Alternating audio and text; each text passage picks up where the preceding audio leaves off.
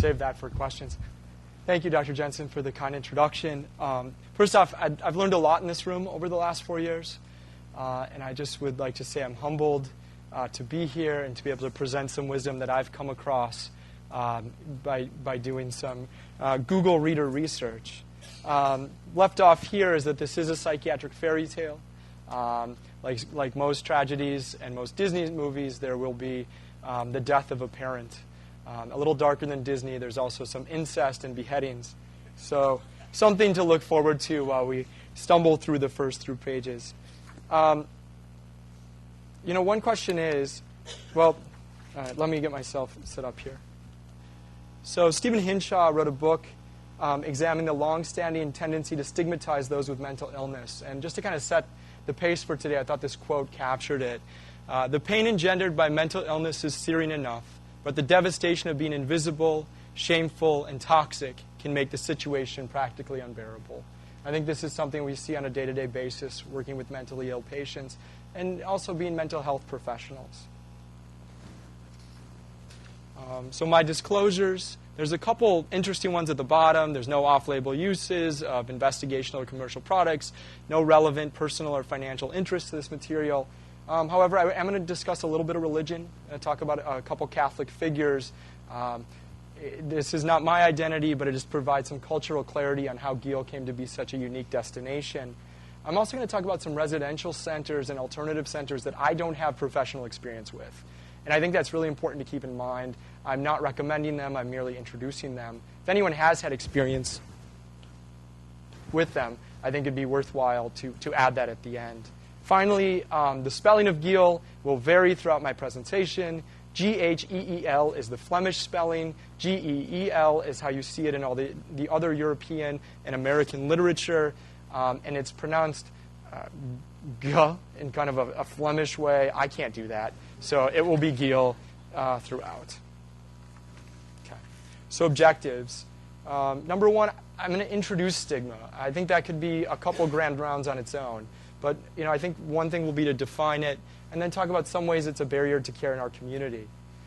Secondly, I want to try and identify unique factors that made Geel this mental health destination. Number three, generalize some mechanisms of why Geel was successful and how we could take their history and try and decrease our own stigma. And finally, understand the impact that the Geel model has had in the United States. And it really has had an impact, so we'll get to that. All right, why this topic? Dr. Cullen just arrived.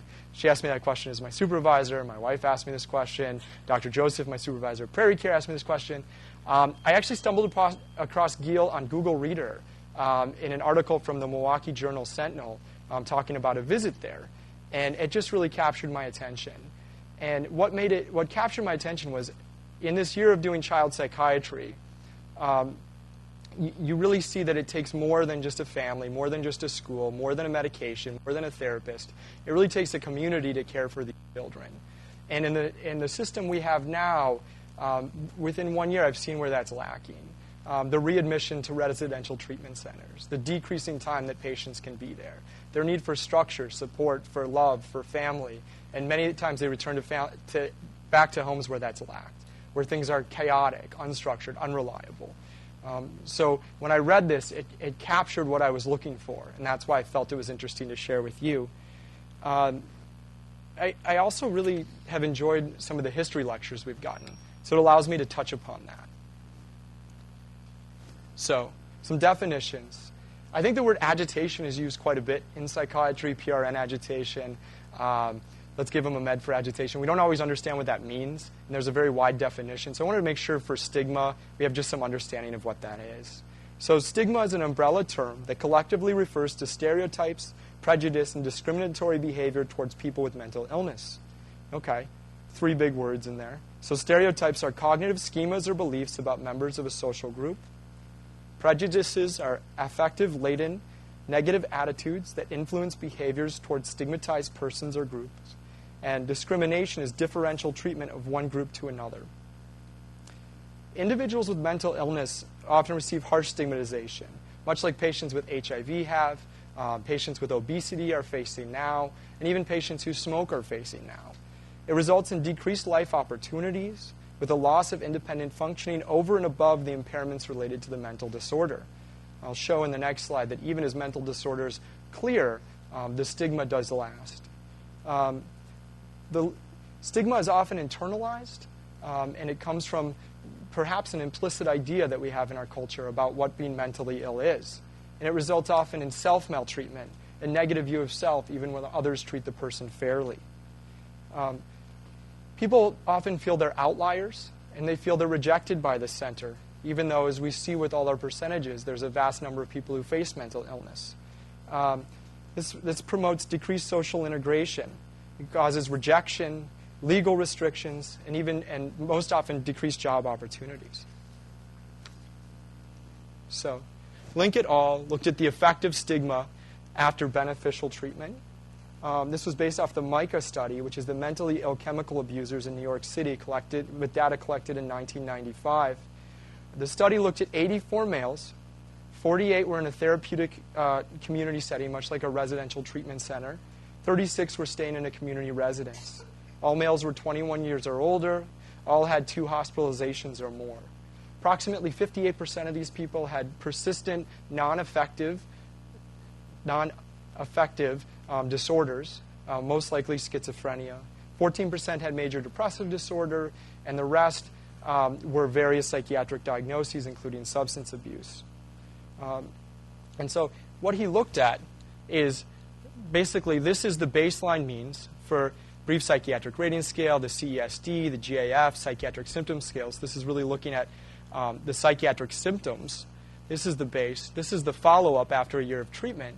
And as you can see, all of these significantly improved. These same patients, when looking at stigma scales, so being perceived that they're being devalued or being discriminated against, feeling rejected because of their illness. And then the other two, which is described as defense mechanisms, either choosing to keep their illness a secret or choosing to withdraw and decrease interactions in society. None of these significantly changed. And if you look, really the change is slight, it remains constant, or in some cases increases. So it shows that even as symptoms improve, and even as illness improves, and as we do our jobs and we treat and people feel better, keeping an eye on the stigma and what that means is very important. And it becomes an internalized sense of self and who people are, and changes how they interact and how they see themselves in the world. As a child psychiatrist, as a burgeoning child psychiatrist, I'm not there yet, I found this study fairly interesting. Driscoll et al. In 2012 looked at the idea of, is there implicit stigma in our society when without a diagnosis, without knowing someone's been in treatment, when someone is just acting a certain way or demonstrating certain symptoms, do people perceive them differently? So he provided children and adolescents, boys and girls, with numerous vignettes which they read. So this is one. It describes a young man with major depression, anhedonia, decreased concentration, sleep difficulties. Had the children read it, and then they ended up rating the people. So a couple interesting things came out. It looked at major depression and ADHD. Found that children stigmatize externalizing disorders like ADHD higher than they stigmatize major depression. They also assign more blame, personal blame, blame to the family on these people described in these stories. The older the child was as they became adolescents, they were more likely to stigmatize the person. And also males were more likely to stigmatize people with ADHD and depression. So it appears that the empathetic female may be more inborn than we, well, it likely is, but than we perceive. So this is just more evidence that at a younger age we need more interventions to target stigma. Finally, and I think what we see in the United States is how stigma has become part of our structure of our society. And please bear with me, I will get to beheadings and some of these things a bit later. There's policies that are in place of the private and governmental institutions that intentionally restrict the opportunities of people with mental illness. Often this is seen as necessary for protection of the general population. Secondarily, there's unintended consequences that often come out of economic agendas that hinder opportunity to those with mental illness. I assume many of you can think of examples of these. I'm going to provide a few. This is a study by Hemmons in 2002 that revisited a similar study in 1989 looking at state statutes using terms for mental illness. So searching those terms, these are numbers of states. So this is 16 states, 6 states, 17, 21 states. And I do not have the specific states. I assume we are number one for least of all of these. I always like to feel that way. Found some very disturbing trends. Number one, a third of the states restrict rights of those with mental illness to hold office, participate in juries, or vote. And I really like to think about how harmful this truly could be if the mentally ill are a stigmatized population that lack representation. By taking that right away, it also lessens the ability for change and for representation. And if you can't serve in office due to mental illness, that's also dangerous. So people can't come from their own place of knowing what happened and trying to evoke change on a national scale. To me, this in some ways evokes themes of the Jim Crow laws and the suffragettes from the 20th century. There's also many laws that limit the rights to have family or the rights to continue to have children, the rights to adopt to the mentally ill. There's also an absence of change, which you can see from 1989 to 1999. During that period, we even see some of these laws are going up. Where the study really lacked is it didn't look at how these laws are enforced. Are they old vestigial tales of our legal system, or are they actually put to use? And I think that's a real question. But having them on the books and having them be part of our modernized legal system is concerning and promotes stigma. So next is our negative media. And Corrigan describes this really as a intentional structure to stigmatize the mentally ill. I didn't have the opportunity to add what's currently happening looking at mental illness, but whenever we hear stories and whenever they capture attention, they're often violent. And currently that's happening with these deaths in California. The violence is often sensationalistic. It sells papers. But it doesn't capture what mental illness is in our society today. In 1991, 86% of stories dealing with mental illness were purely focused on violence. We have seen this trending in a better direction. In 2002, another study showed that this is just a third of the stories on mental illness.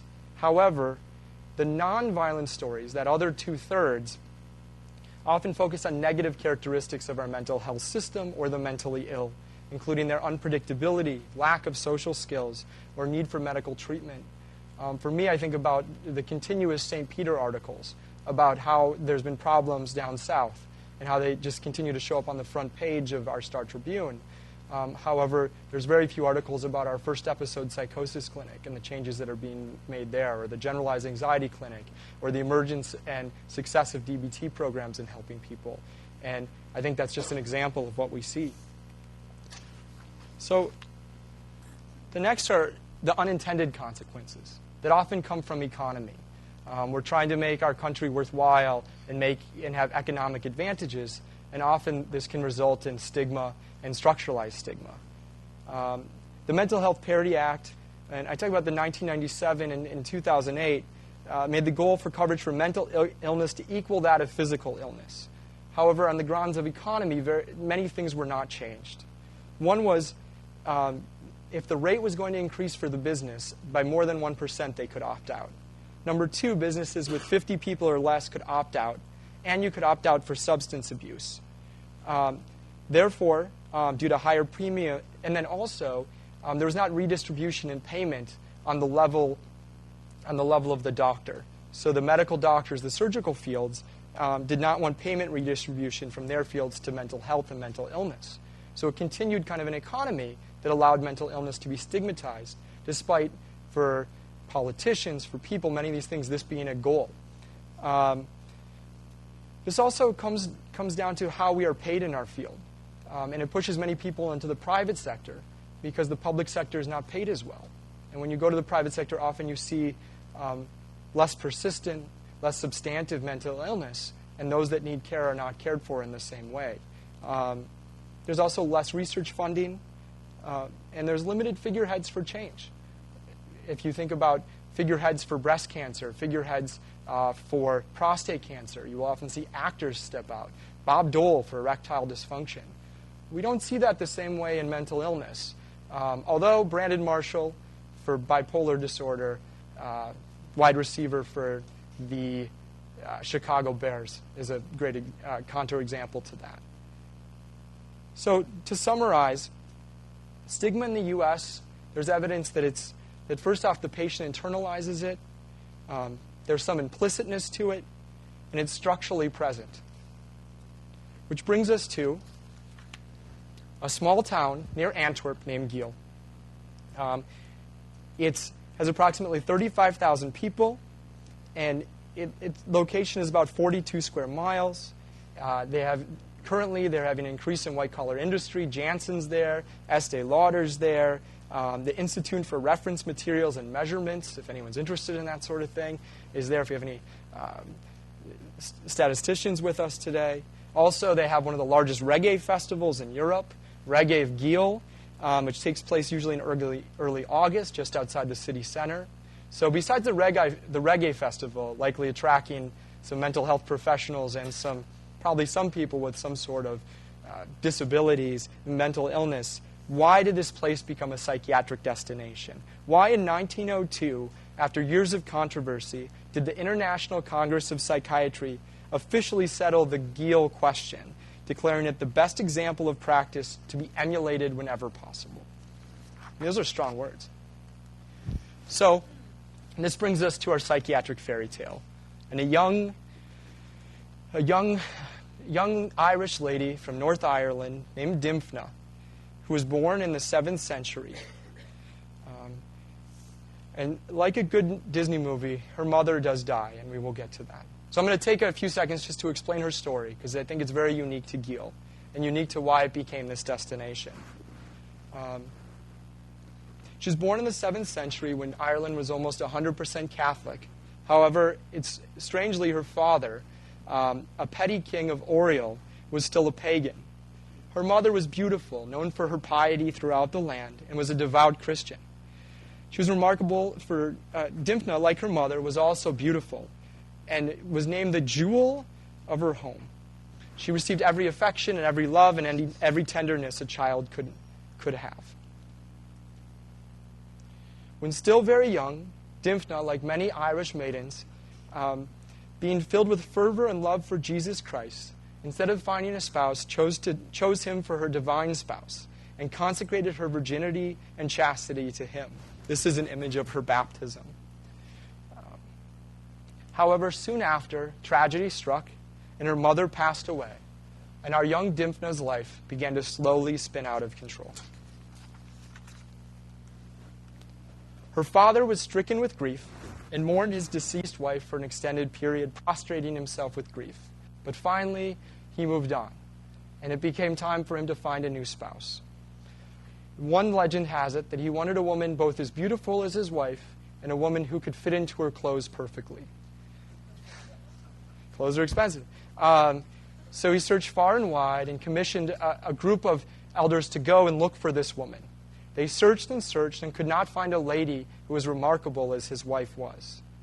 Soon they recommended a very base idea. His daughter Dymphna both captured his wife's beauty and her virtue. She also fit into her clothes quite nicely, per legend.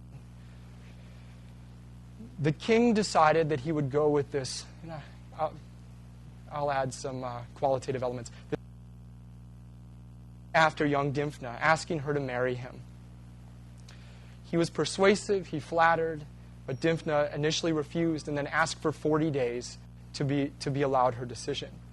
When she left his chambers, the legend goes she rapidly found her other father, Father Jeroboam, who was her father from the church, and they decided to flee the native country of Ireland and head for the continent, landing in Belgium and then finding their way to Geel, where their religion and her piety was a virtue, and she was seen with great regard. The king discovered her flight and was furious and angry as he thought he had lost both a daughter and a spouse. He immediately set out to find her, traveling into the continent looking for his daughter. Once they found her, first the father, Garabin, defended her honor, and he was quickly struck to death. He later became a martyr as well. And then the father gave her another opportunity, saying, "Please marry me." And what you're seeing is the proposal of her father to the maiden Dymphna. Dymphna refused. In reading, "With one blow of the steel, the head was severed from the shoulders, and another glorious martyr went to join the illustrious heroes of Christ's kingdoms," which I enjoy that. I think it's colorful. She died between 1620 and 1640. The day of her death was May 15th. Did anyone celebrate her feast day a couple weeks ago at all? No? Okay, I'm just wondering. So then the miracles began to occur. Initially, the townspeople buried her in a cave not far from her site of her death. And then they decided that her and Father Jerobain needed a more fitful, a more suiting burial. So they went to the cave to find her. And if this is an illusion to Christ, I don't know what is. But they went to the cave to find her, and they found instead two beautiful tombs, whiter than snow, which were carved from stone as if angels by hand. When the coffin of St. Dymphna was opened, there was found lying on her breast a red tile bearing the inscription, "Here lies the Holy Virgin and Martyr Dymphna." So, this is the Church of Dymphna. This is in Geel. Initially, her remains were put in a small church, and later this became the magnificent Church of St. Dymphna, which now stands on the sites where the bodies were buried. Her father, and his story he was considered to be insane. And at that time, that meant touched by the devil. Her martyrdom is seen by the people. It was viewed as a triumph of wisdom and chastity over the insane devils of lust and impurity. And this is where that seed is planted, that her chastity, her virtue, could really dominate over insanity. More and more people began to make the pilgrimage to see the miracles and cures that were occurring in Geel. They came in increasing numbers. At first, she became famous as the patroness of victims of nervous diseases and mental disorders. And people started to come both from Belgium and across Europe, and then from across the United Kingdom. At first, the patients were lodged in a small annex built onto the church. Then gradually it came that the patients were placed in the homes of families in Geel. From the beginning, Geel developed into a town world famed for its care of the insane and mentally afflicted. So, I just want to share this with you. St. Dymphna is now known as the patron saint of the nervous, emotionally disturbed, mentally ill, and those who suffer from neurological disorders. Consequently, she's also our patron saint. She's a patron saint of psychologists, psychiatrists, and neurologists. She's also the patron saint of incest. I think if you look at the second sentence, that really captures the essence of what the prayer is. So this leads us to Geel. The seed has been planted. We have a religious context and a cultural context for helping the mentally unwell. So in the Middle Ages, rich people began to bring their children from across Europe. Insane asylums and institutions began to empty out their wards, bringing people in truckloads and in wagonfuls to Geel. They were brought into the church by the side door and brought into a sick room. In that sick room, they would crawl under the bones of Dymphna, seen as a religious and miraculous relic, hoping for a cure. In 1430, the church built an infirmary next to it, where patients came for an expected 9 days, which was seen for a necessary course of treatment. They were cared for by the nuns in that time. In the 14th and 15th century, the church became overwhelmed, and the families of Geel began to take in the afflicted because so many people were coming into town. Now comes the economic context of why Geel became what it was. This was not just for altruistic reasons. It was an agrarian society, and taking in people allowed them to have more farm hands and people to help them with their work. It became normatively then known as a mental health destination. And earliest known patient care records date back to 1693. In the 19th century, the medical model soon began to replace the religious devotion that was required of these families. In Belgium, they changed the laws that required mad people or Krankzinnigen to live under lock and key in institutions. However, Geel was felt to be exempt from that. It was exempted for its history, for the humanitarian reasons, and also the economic reasons. By 1930, the population of Geel was 15,000. The population of boarders, as they were known, was 3,800. People could be recommended to come into the colony either voluntarily or it could be an order from a physician. 45 languages were spoken in Geel in 1930s. Patients came from Russia, Argentina, Chile, the United States, Spain, truly all over the world. And then the picture of Van Gogh is there because his father strongly encouraged him to seek treatment in Geel for his illness, which he refused. We know how that ended. So Geel, just an amazing photo I found. It means the colony of the crazies. There were many, the terms used to describe it, from lunatics, insane, crazies, simples, very strong and harsh terms in today, but these are actually textbooks about Geel, and this is what it was referred to.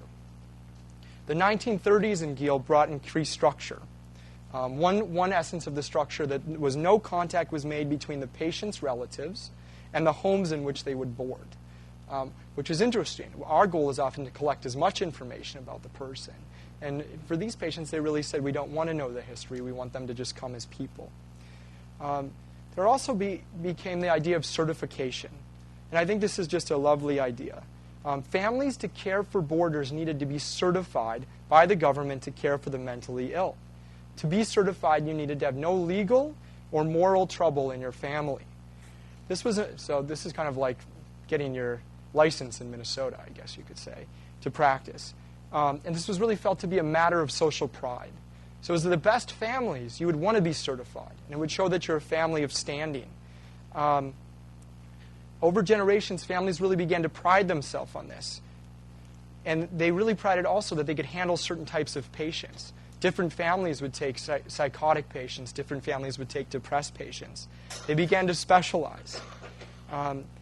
They did still have an infirmary, and this idea of in versus out was developed. The goal was to have patients out of the hospital as much as possible, out of the institution.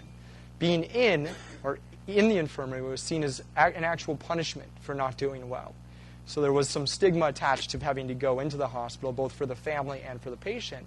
So it was collaboratively worked on together. Generally, there were often many more homes available to patients than there were actual patients coming to Geel. When they'd come into the town, they'd go to the infirmary for 3 days, at which time kind of an informal intake would take place. And they would help to determine which family the patient should be placed with. They would often keep changing families until they found an appropriate niche for care. And of all the boarders that came to Geel, from what the literature says in 1930, about 80% were retained. So kind of a 20% failure rate, you could say.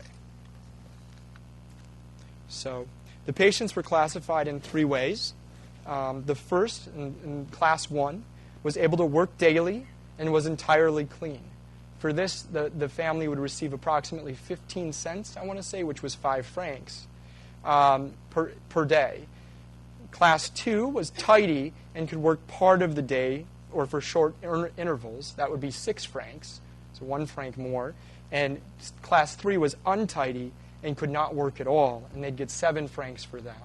And from what I've read, this was seen as a meager sum and not something that would be an incentive to care for these people. This, in many ways, reminds me of filling out FMLA paperwork in kind of the classes that they chose. They would be encouraged to work as they pleased and work on the family's farm. The income they collected was their own. They often worked within the family businesses.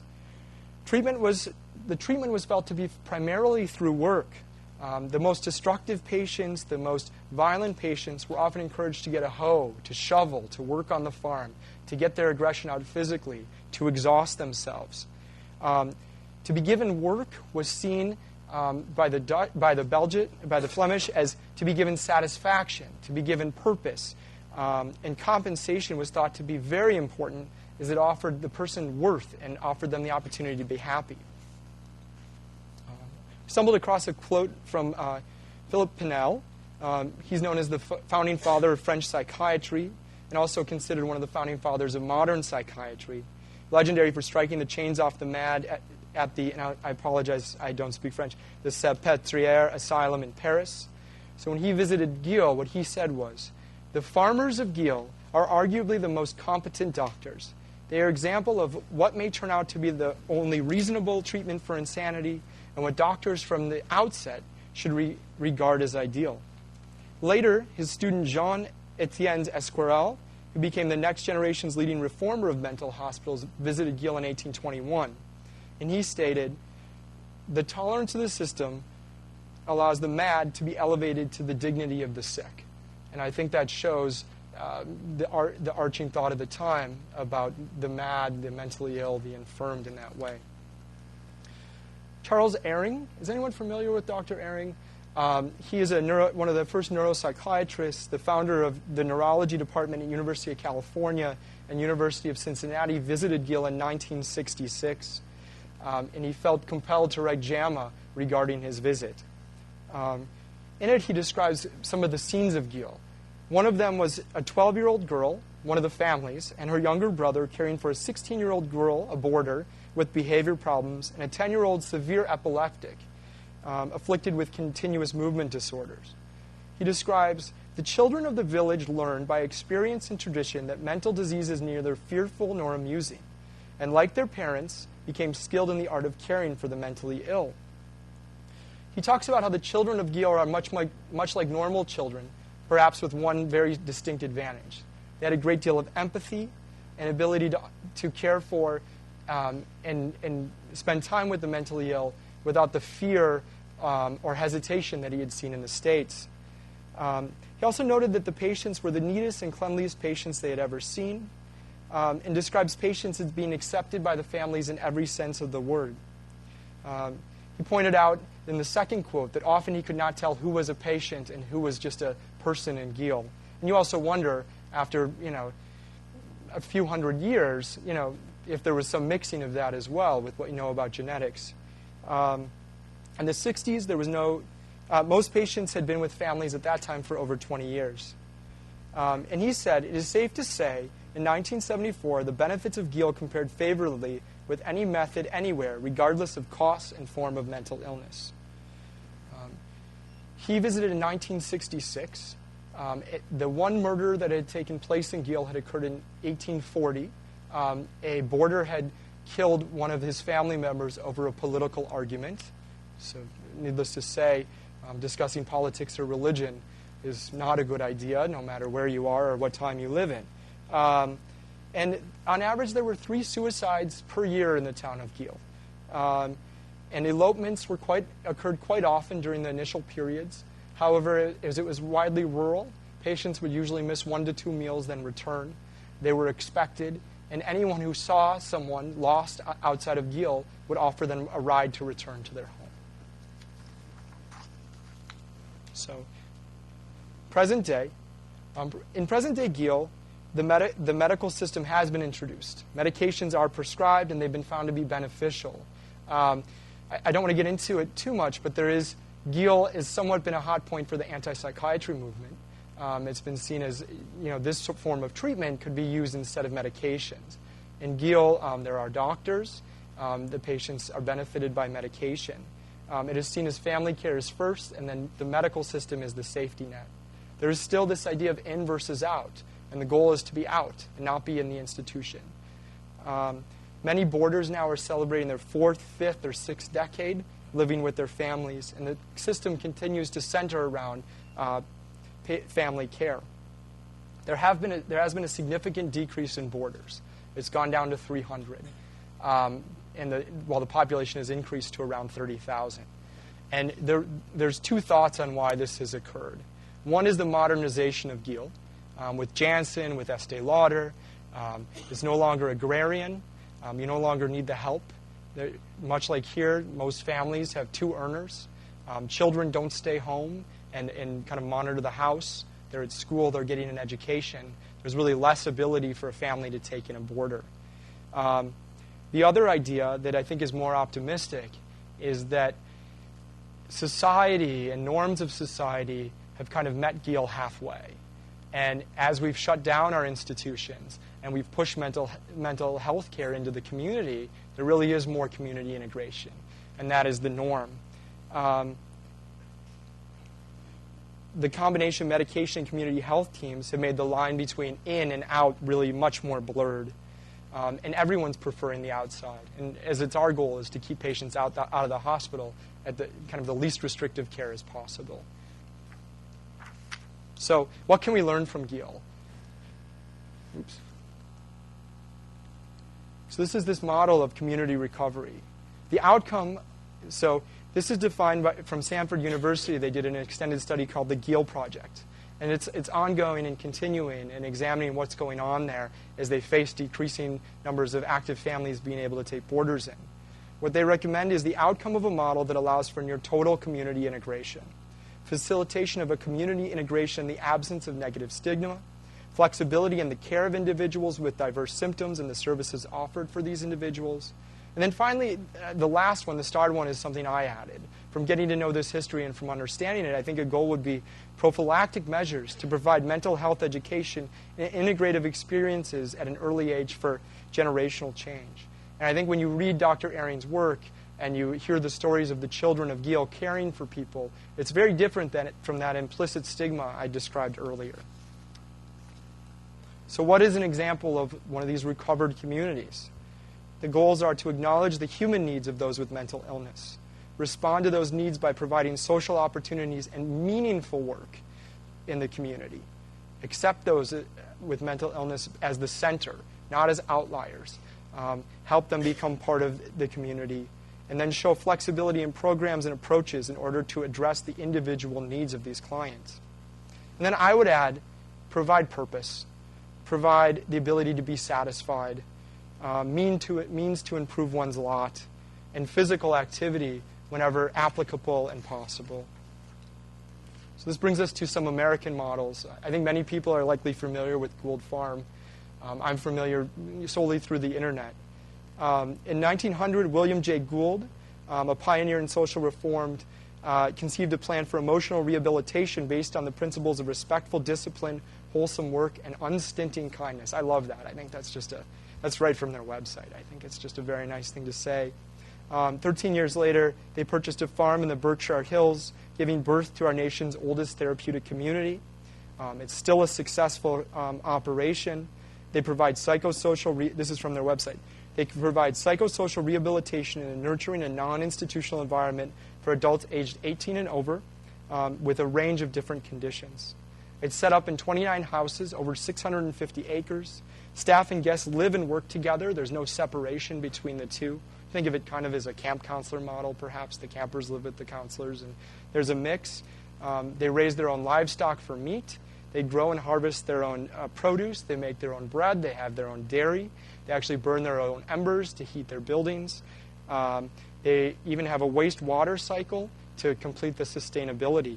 And then when they've completed their time there, they transition to residential independence in Medford, Massachusetts, but there's still an opportunity being ingrained in the Gould model. Another model is the Spring Lake Ranch. This was established in 1932. It's in Vermont. Wayne Sarka established it, a Finnish immigrant. It sounds beautiful. It's by a mountain lake, and it focuses on a social environment based on his wife Elizabeth's belief that family life and also her familiarity with the Geel environment, somewhat based on that community. They come to the ranch from hospitals, homes, or schools, and they need the structure and nurture, but not hospitalization. So like many residential centers, they stay for 6 to 8 months.